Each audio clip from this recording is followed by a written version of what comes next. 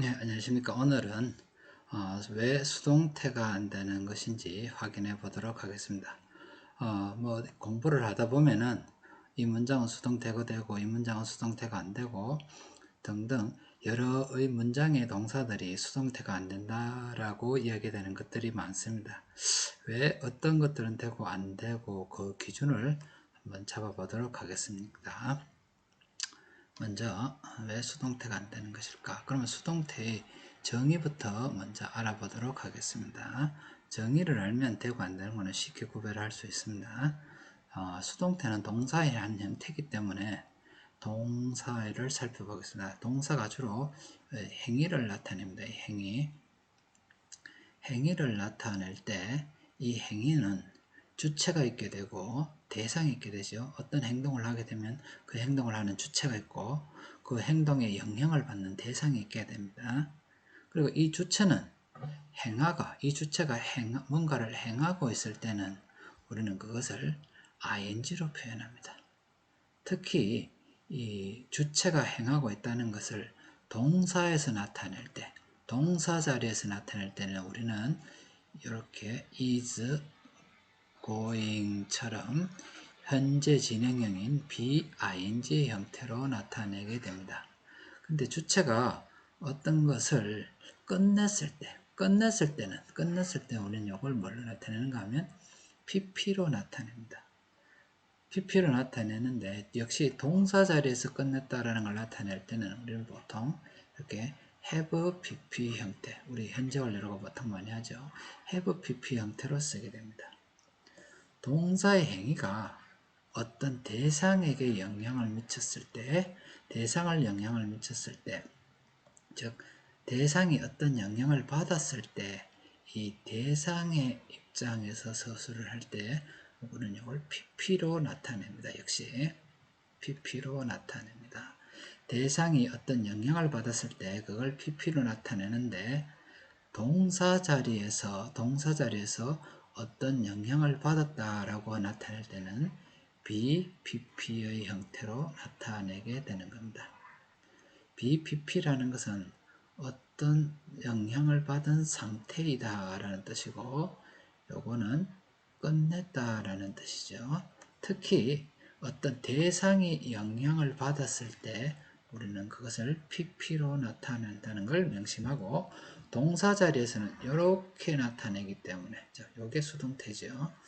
요 수동태, 즉 다시 말해서 동사 자리에 쓰이는 요 형태에 대해서 알아보면은 왜 수동태가 되고 안 되고를 알 수가 있습니다. 자, 수동태는 정의가 뭐였죠? 행위의 영향을 받은 대상, 반드시 행위의 영향을 받아야 되고요. 다음에 그 대상의 입장에서 서술하는 것이 바로 수동태입니다. 그런데 요 행위의 영향을 받은 대상이 없으면 그 대상의 입장이 당연히 없게 되겠죠. 그렇게 되면 저절로 수동태가 안 되는 겁니다. 자, 문장을 통해서 한번 알아볼게요. 대상이 없는 경우, 행위에 영향을 받는 대상이 없는 경우는 주로 상태를 나타낼 때 그러합니다. 나는 아빠를 닮았어요. 요게 주어고 요게 동사고 아빠가 목적어입니다. 목적어입니다만은 resemble, 닮다라는 동사 행위에 대상이 되지는 않습니다. 왜냐하면 행위에 영향을 미치지 않습니다. resemble이라는 단어 의미가 닮다라는 의미가 내가 닮는데 아빠에게 어떤 영향을 미친 건 아니죠. 상태가 영향을 미친 건 아니죠. 그냥 단순한 상태를 나타내죠. 행동에 영향을 미치지 않았기 때문에 대상의 입장에서는 어떠한 입장이 나타날 수가 없는 겁니다. 그래서 수동태가 안 되는 겁니다. 그래서 여기서 아빠는 이 행위의 닮다른 행위의 대상이 되지 않습니다. 그러니까 행위의 대상을 주어로 쓰는 이 수동태 문장은 성립하지 않게 되는 것이죠. 다른 예문도 한번 보겠습니다. 이 약은 갖고 있습니다. 비타민을 포함하고 있습니다. 비타민이 들어있어요. 약은 비타민 포함하고 있다. 무엇을 포함하다. 역시 목적어가 맞습니다. 목적어가 맞습니다만은 비타민을 포함하고 있다는 것은 상태를 나타내는 말이지 포함하는 것의 대상이 영향을 미쳐서 비타민에게 어떤 영향을 미친 것은 아니죠. 역시 단순히 상태를 나타냅니다. 이 약은 비타민이 있어요 라는 상태를 나타내지 이 약이 비타민에게 어떤 영향을 미쳤다는 말은 아니죠. 따라서 이 비타민이라는 것은 이 동사 행위의 영향을 받은 대상이 될 수가 없습니다.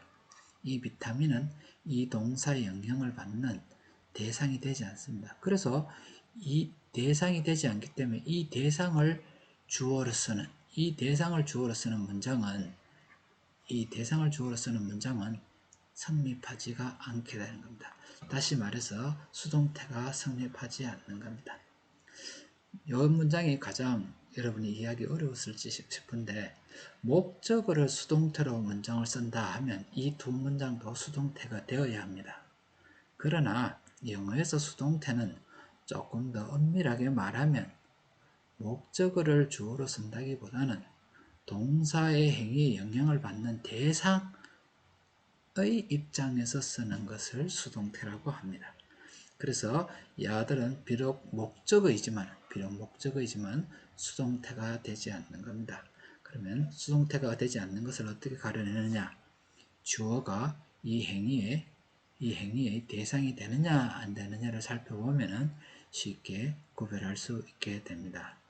또 하나 행위에 영향을 받지 않는 대상이 있는 경우가 있죠. 영어에서는 여러분이 잘 알고 있는 바로 수동태입니다. 수동태의 appear이라는 것은 뭐뭐처럼 보이다는 자동사죠. 여러분은 자동사는 잘 알다시피 이 목적어가 없죠. 즉 대상이 없는 문장입니다. 대상이 없는 문장이기 때문에 대상을 주어로 하는 문장인 수동태는 당연히 존재하지 않게 되겠죠.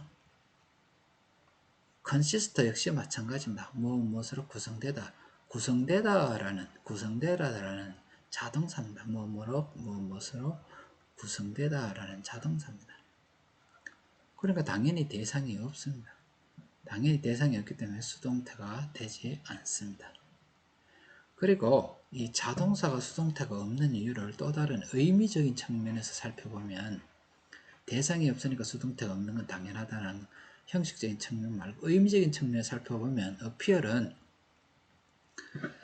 appear은 뜻이 뭐뭐처럼 보이다 뜻입니다. 자세히 보면 뭐가 보이죠? 이 자체가 appear이라는 단어 자체가 이미 수동의 뜻을 갖고 있습니다. consist 아까 무슨 뜻이라고 그랬죠? 무엇으로 구성되다라고 그랬죠? 역시 구성되다라는 뜻이니까 이 자체에 무슨 뜻이 있어요? 역시 수동의 뜻을 갖고 있습니다. 이처럼 자동사는 이미 수동의 뜻이 갖고 있는 것들이 대부분입니다. 수동의 뜻이 있는데 굳이 또 수동태로 만들 필요가 없는 거 아닙니까? 그래서 자동사는 수동태로 안 쓰는 것이기도 합니다. 의미가 이미 쓸 필요가 없는 겁니다. 그래서 수동태를 쓰지 않는 것입니다.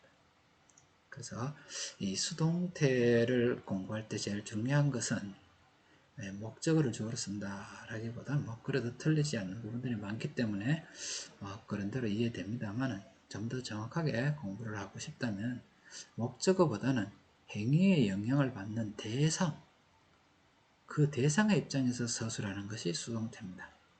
그 대상의 입장에서 서술하는 것이 수동태이기 때문에 대상의 입장이 있느냐 없느냐, 그 동사의 행위에 영향을 받느냐 안 받느냐, 그것을 잘 살펴봐야 수동태 문장이 가능한지 안 가능한지가 되겠습니다. 이상입니다.